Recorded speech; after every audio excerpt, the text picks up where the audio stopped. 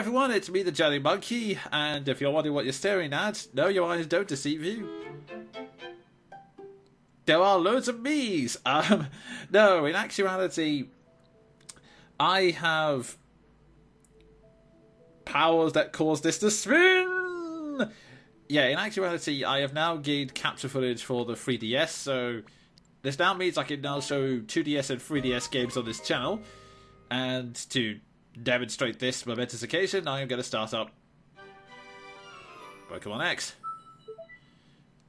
No, I'm not interested in the software update, just launch it, please. But yes. Yes, this is all momentous news. I can play 3DS and games now, which means I can not rely quite so much on the terrible camera screenshots you've seen on Twitter. And for those of you who don't follow my Twitter, which, by the way, you totally should, it's where I give updates on stuff like this.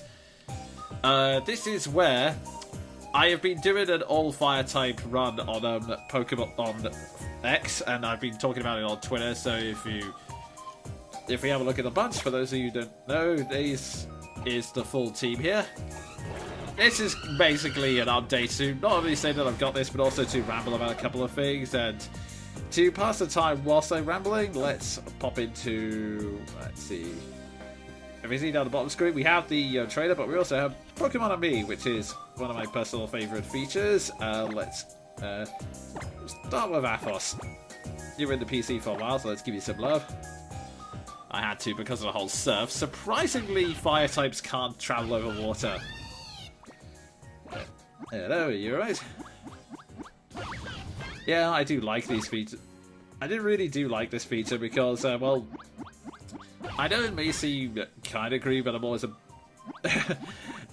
first of all, it's definitely not like the whole bonding mechanic in Fire Emblem Fates, because, as I've already said before on Twitter, petting your dog or your pets in the way you can do a Pokemon is not the same as touching and feeling someone against their will. It's that's just creepy. But yeah, the reason I like this feature, just to ramble on Pokemon a little bit, is because this isn't just for the sake of it. You see those hearts? Those are suddenly adding to a bond meter, and the higher that is, the more Pokemon will do crazy things out of friendship for you, like you'll get extra critical hits, they will automatically recover from status effects, or in some cases they will hold on with 1 HP just to, quote, show their tough side.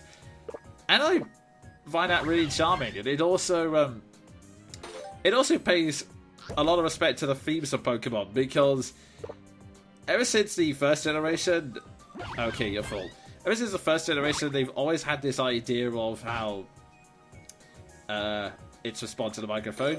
They've always had this weird idea about how... well, it's not really weird. They always say at the end, like Professor Oak goes, "Rival, do you know why you lost? It's because you did not treat your Pokemon with trust and love. Without those, you could never become a Pokemon champion."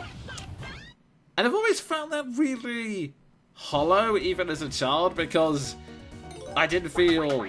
I mean, don't get me wrong, I like the Pokemon, I just didn't feel I'd done anything differently from your rival in any way. But no, when you've got games like this, which do actually not screw up puzzles, no, when you've got stuff like this where you can actually interact with the Pokemon and bond with them, and the Pokemon can respond back, you can show that, yes, if you do actually care for the Pokemon, if you don't treat them like a bunch of stats that you can raise as you will, then yeah, it is definitely a case of the more you love your Pokemon, the more they'll trust you, the more they're willing to fight for you, basically.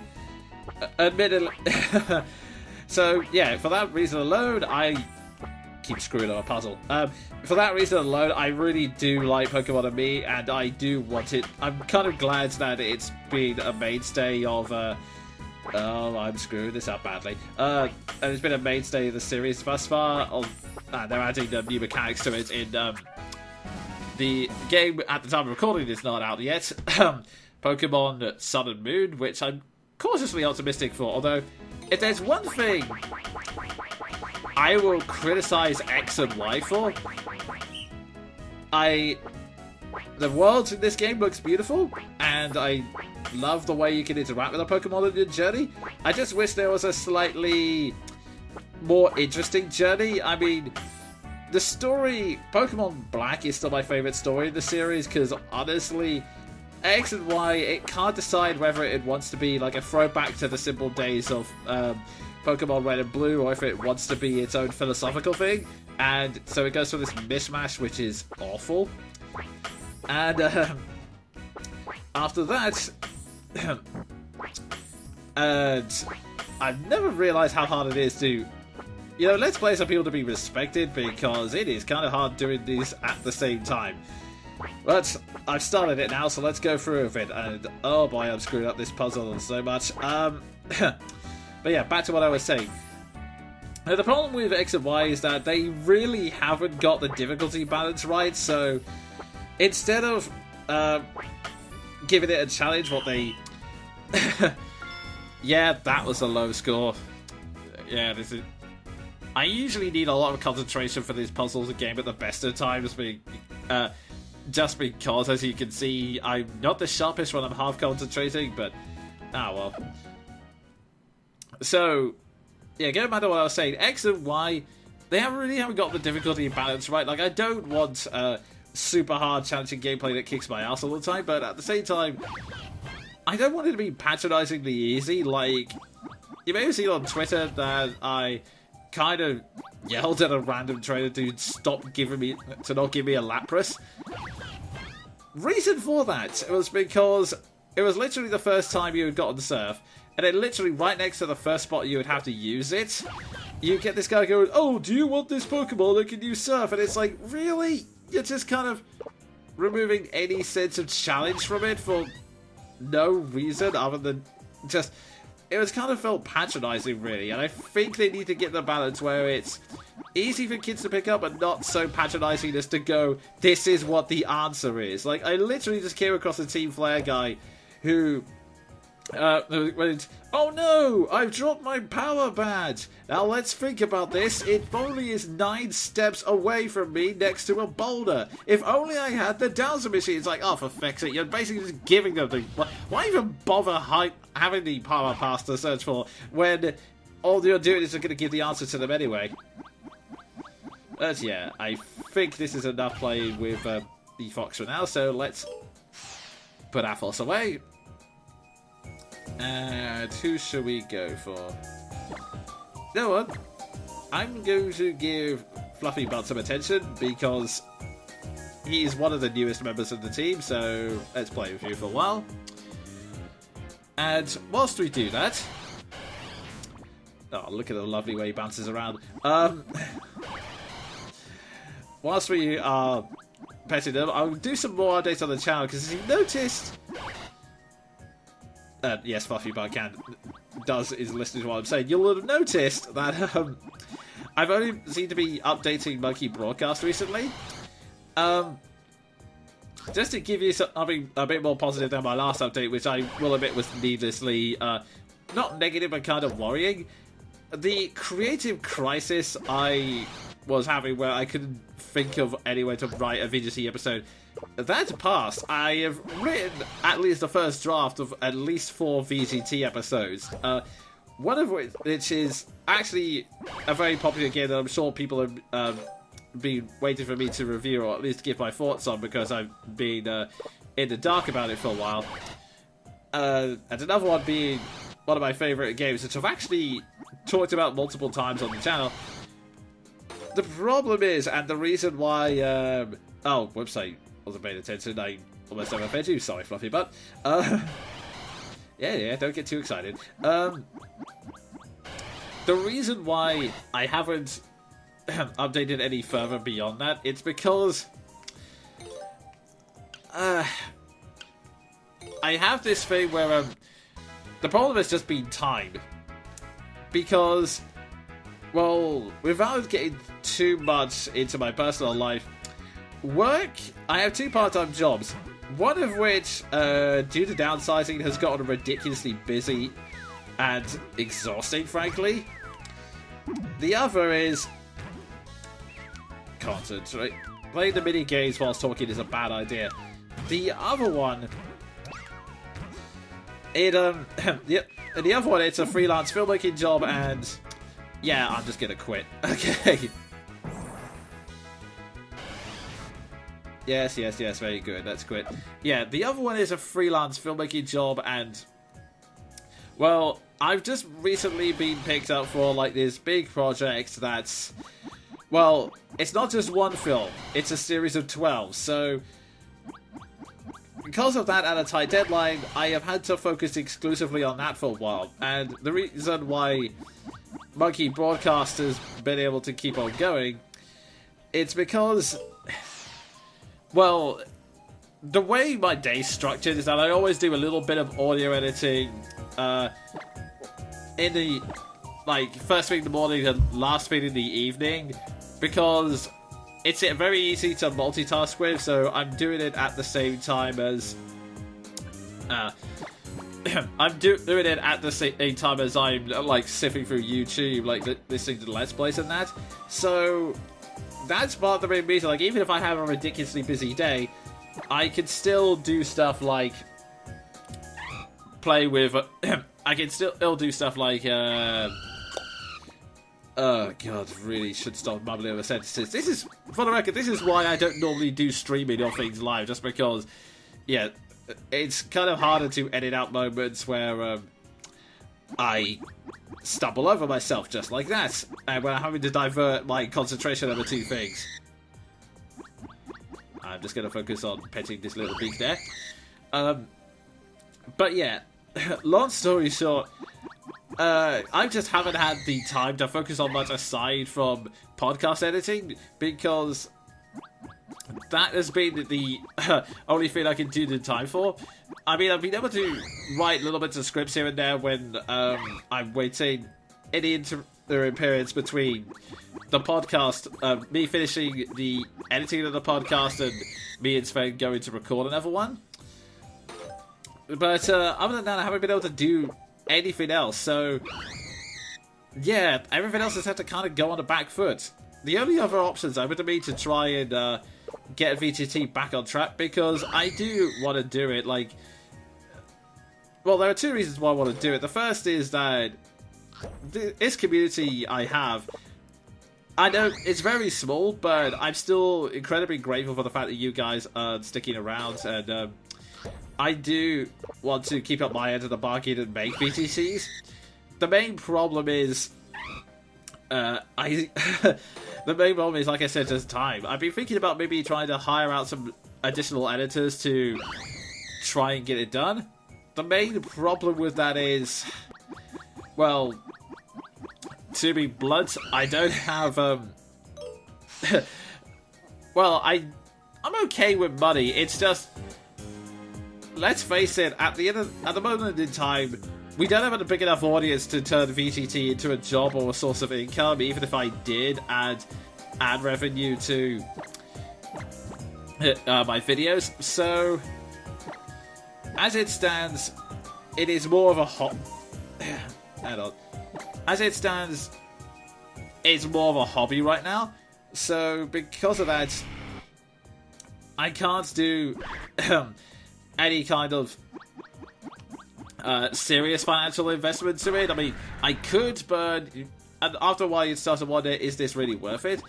Part of me has thought, well, maybe I could set up like a Patreon to cover the costs, so that rather than trying to live off Patreon, I could use it to get some extra funds to, yeah, like I said, hire editors.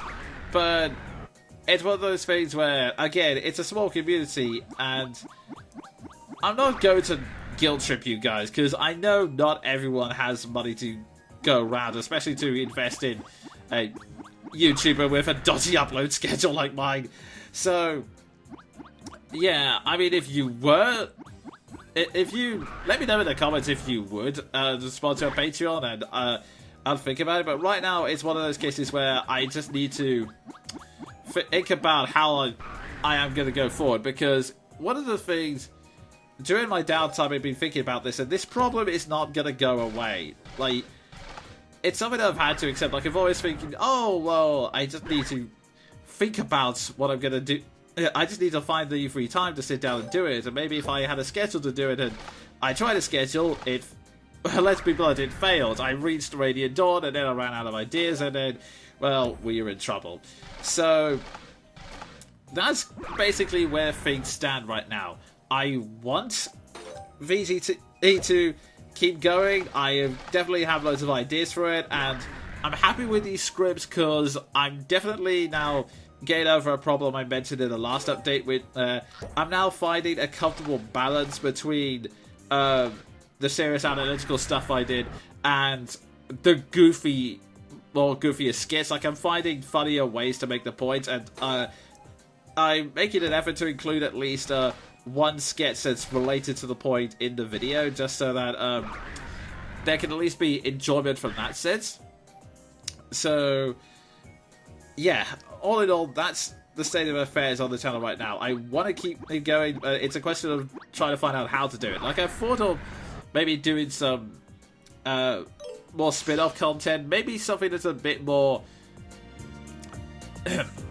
maybe something that's a bit more, I guess, low-key, like some stuff, like some extra podcasts. Me and Sven are thinking about doing a talk-through similar to what we did with the Fire Emblem 7, like towards the end of the Fire Emblem 7, where we did a podcast, like on a smaller scale, so it's not us for an hour at a time updating like once every couple of years.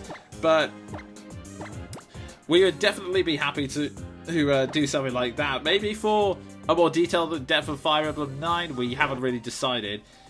And I've also been thinking about maybe doing more casual vlogs like this, like some of the stuff Kermiford does, where I'm talking about one video game narrative subject in more detail, with a bit more editing than this, so you don't hear me going and having my focus drift when I'm petting a Pokemon or trying to play mini games. That I don't know why I did that. That was a dumb idea. But yeah, getting back on point and feeding these Beatrix at the same time. Beatrix, by the way, the shameless plug, I named her after a character from New Century. It's an audio drama. Go check it out. The guy is awesome, and so is the drama. But I'm getting off topic. So yeah, if I did stuff like that, I'll be doing more casual vlogs where, because I may not do video for all of them. If nothing else, it would make it much easier for me to edit out the ums and ahs and when I'm straight off point. But yeah, I am definitely thinking of doing stuff like that, so yeah, if any of that sounds interesting to you guys, or you have suggestions for topics I can look into, give me a shout in the comments and I'll see what I can do. But yeah, that is the state of affairs at the moment. In the meantime, Monkey Broadcast is still going each and every month, so as always, keep sending me questions, because that always makes it awesome, and we'll be updating soon.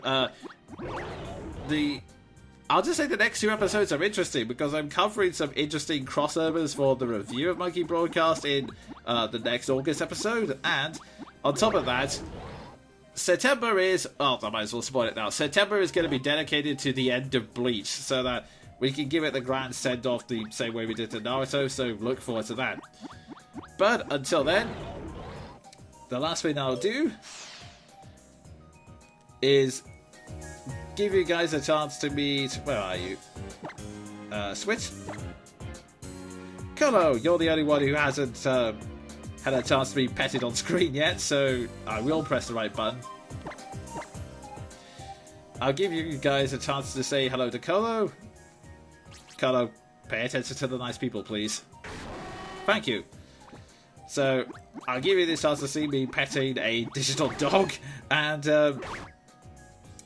I will, yeah, at the moment I'll sign off. So, yeah, thank you guys for watching. I've been the Jelly Monkey, and until next time, cheerio.